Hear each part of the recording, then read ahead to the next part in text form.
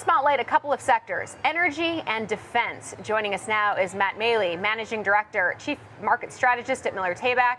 He's also founder of the Maley Report. So good to have you on, Matt. Thanks for being here. Thanks for having me. All right, so you've got your eyes on energy. So let's start with crude oil and Occidental Petroleum. We know that's a Warren Buffett favorite. You also like it, up about 3.5% year to date. Tell us why.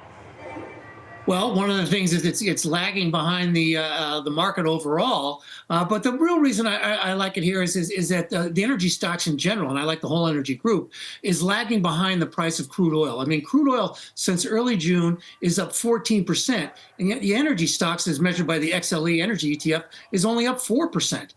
So it's lagging well behind that. And every other time, we saw the same thing at the beginning of the year when crude oil was making a higher low, when the energy stocks were making a lower low, and that divergence was followed by a very nice rally in the energy stocks. So I think we're seeing the same kind of divergence now. And there are a couple of names that I like, but Oxy in particular. I mean, number one, if you want to be a little bit safer, not so much in the in the technology stocks, who better to go along with than Warren Buffett? Number one, and it's 16 times earnings. It's got a lower than market multiple. And again, I just think it's a stock that should play catch up with the price of crude oil, and I really and just finally talk about what's going on in the Middle East. It's escalating very slowly, but it's escalating every week.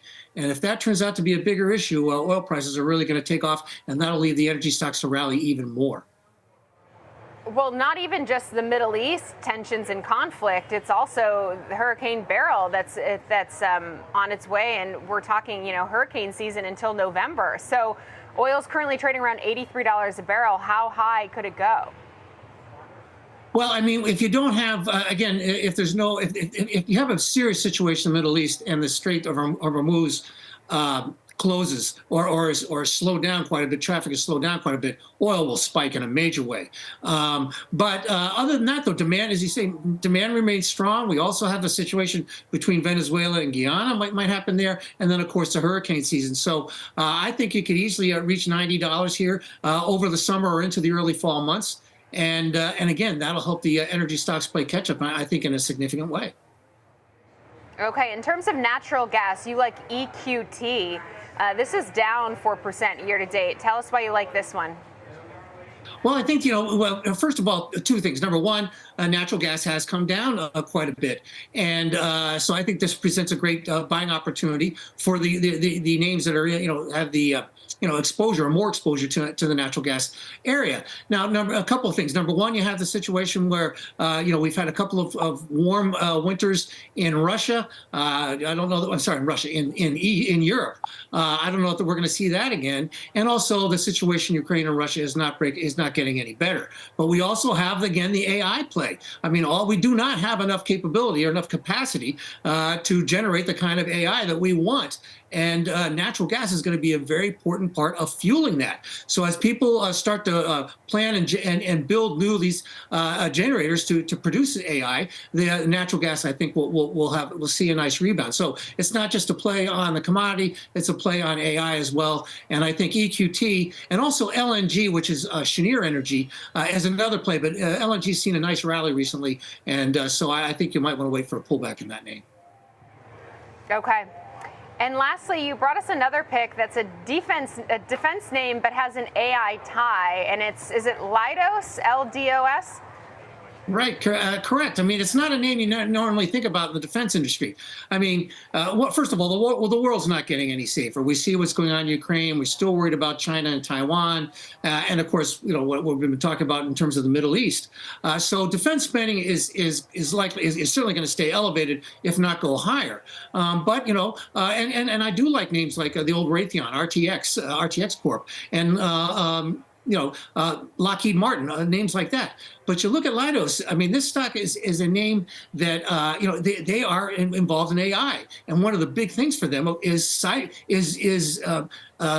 using AI to see cyber in cybersecurity for early detection. I mean, let's face it, we all know that warfare is becoming more technical, and what better way to do it in a company like this?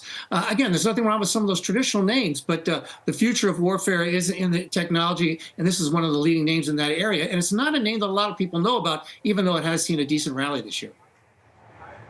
But unlike Raytheon, which is up almost 20% year to date, and Lockheed Martin, which is up 2.5% year to date, Leidos is up 35% year to date. So you think this one still has more room to run? Is that because it's an AI play? Yes, exactly, and there's a lot of questions about how much is AI. We've seen the picks and shovels. We know that the chip makers are making a lot of money. Nobody else seems to be making a lot of money from this. But this is one company that could and should, because the cybersecurity issue is such an important one for our national defense. And they've got a big increase in Pentagon contracts. Other countries, other Western countries, are also they're getting contracts from them. So they are seeing the real effects. They are seeing the increase in revenue from AI that a lot of other companies have yet to achieve. So I do think it still has some more upside. So Matt, just quickly, when you look through to the rest of the year, you're obviously bullish on some energy plays there, so it's not just AI and big tech, but do you expect to see a broadening out of this rally?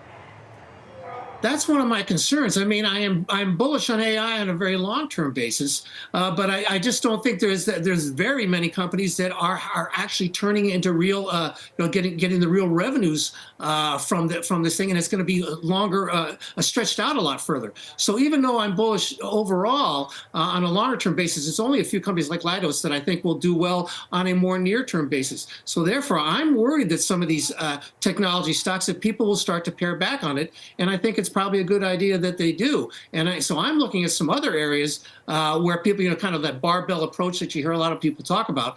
With you still want to hold on to some tech, but lighten up a little bit there.